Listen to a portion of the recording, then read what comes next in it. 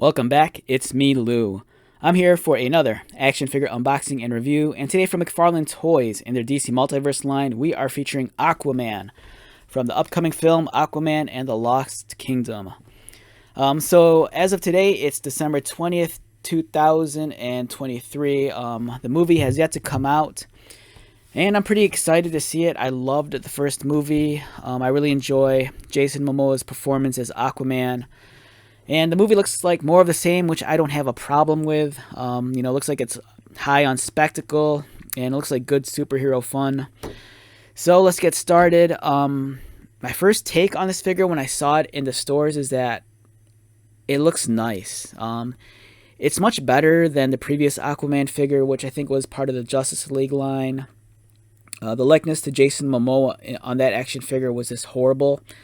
This one isn't perfect, but it's better. I think it kind of fails to capture Jason Momoa's likeness. It's almost there. It feels like it's more of an approximation. And if anything, I think it's really missing his personality and enthusiasm. Aquaman in the movies is a very excitable character. This one looks more grumpy, and he almost kind of looks like one of the hobbits. One of the dwarves from the last Hobbit movie. But it's nice that we get extra hands and we get his trident. I really hope we get his brother Ocean Master down the road. I saw the Black Manta figure and I passed up on it. Just because I have a bunch of Black Manta figures in my collection, and that last Page Puncher's Black Manta, holy, that was an amazing figure. And I think for me that's my end all when it comes to Black Manta figures. That Page Punchers one was beautiful. Nothing's gonna top that.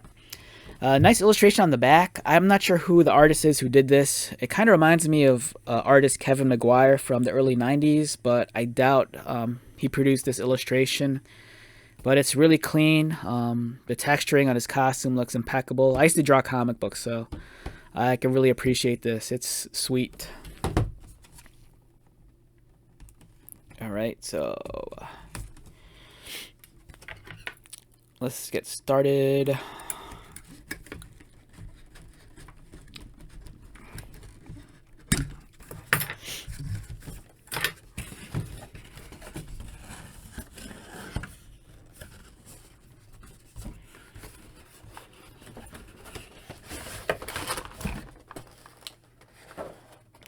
Okay, we have Aquaman here. Don't forget, there's a trading card and the display base. You don't want to accidentally throw that out. First impressions of the figure, it's nice. I like it a lot. The texture is beautiful. It really kind of embodies the iconic visage of Aquaman from like the 70s and 80s, with the orange scale mail and the green tights. Part of me feels like I have a feeling that we'll get like a gold label version of this figure with like brighter colors or more accurate colors to like what we see in the movie.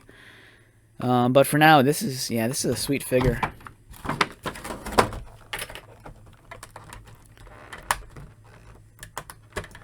I used to be a huge fan of the Aquaman comics some years ago, and I don't know. I think I couldn't remember when I lost interest. It might have been, I think around the New 52 or Rebirth era when my interest in Aquaman kind of just wasn't there anymore. I mean, for me as a longtime reader, I was just kind of disappointed in the direction they're going. But at the same time, with the movies coming out and him with Jason Momoa taking on the role of Aquaman, that kind of like satisfied my Aquaman fix.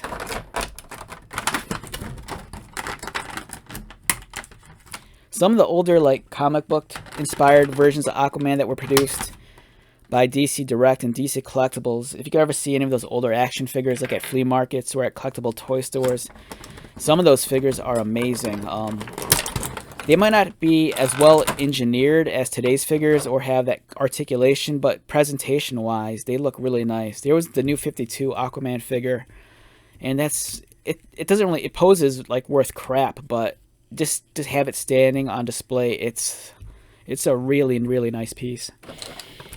Here's his trident. I'm probably just gonna leave this in the tray for now. Same with the hands. If anything, we're just gonna examine the figure up close. So we have the King of Atlantis, the Lord of the High Seven Seas, Aquaman, Jason Momoa. Oh, like I said, I don't think the likeness is there. It feels more like a close approximation, and the expression in his eyes, it just looks weird. You know, he doesn't look jovial, he doesn't look excited, he doesn't look ready for battle. He just either looks really confused or surprised, and I don't know, I think it's kind of a shame because the last one wasn't too hot, but this one is better. I just kind of wish, you know, more care went into the expression. But in terms of figure photography, though, you know, you catch him in certain lights, cast the right shadows like this, and it looks really striking. But when you look on him dead on, it's like, okay. But you cast the right shadow and light and angle, and all of a sudden it really becomes the dark, brooding Jason Momoa. But it's nice. The hair is well done. Looks like we're getting some highlighting on the hair to really give it some depth. The sculpting on the scale mail, it's very sharp and clean. Yeah, so it's a really nice figure. If you really want an Aquaman to fill out your movie Justice League figures, and you weren't happy with the last one, this one might be right up your alley, especially since he's wearing the tried and true orange and green as opposed to the weird like seaweed gold color they gave us a few years ago. But yeah, this is really, really nice. I'm always floored by how impeccable and perfect all the sculpting is on like the texturing and the patterns. You know, there's some nice trim lines to like grace to provide nice contours for the figures. The costume's really well designed. It's well done. Some of the armor kind of feels reminiscent of like the elven armor we saw like in the original Lord of the Rings films by Peter Jackson. You know, especially like here, it's very graceful and elegant with the curves. Yeah, overall it's a nice figure. I like how the armor plating up here, it feels like it's attached to the arm, I think. No, it's not. I take it back, it's not. But it's a slightly flexible material, so if you move the arm up, it's going to go up. It might prevent movement from being able to swing the arm around, as you can see right there. It kind of like gets in the way. The head rotates, looks down about there, which is nice. Looking up, I think, might be an issue, especially with the long hair back here, but let's see. Kind of. It's unfortunate. It would have been nice if you could tilt his head further back so you could get him in like a swimming pose. But you still kind of could. The diaphragm cut allows for him to crunch forward a little, not too much. Arch back, pretty decent. You can move at the waist. You can bend like that. Double pinned elbows, articulated wrists. Legs kick up a lot further than the other DC action figures. Kick outwards, full splits, which is nice. Double pinned knees. His ankles articulated, as are his toes. So overall, you're looking at a very, very, very, very solid effort. The only downside is, like I said, not that it's bad, but it's not perfect. The head sculpt, I think, could use a little bit more work. Maybe give him a different expression.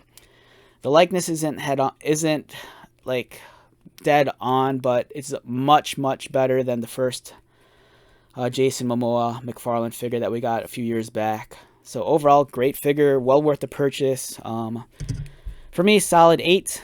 You know, I think this definitely warrants a purchase, and it's, you know, it'll look nice next to your other DC movie superheroes like the Henry Cavill Superman or the Gal Gadot Wonder Woman. All right, so with that being said, let's wrap this one up. Once again, my name is Lou. If you're new to my channel, welcome. If you are a returning viewer, subscriber, thank you so much for your continued support.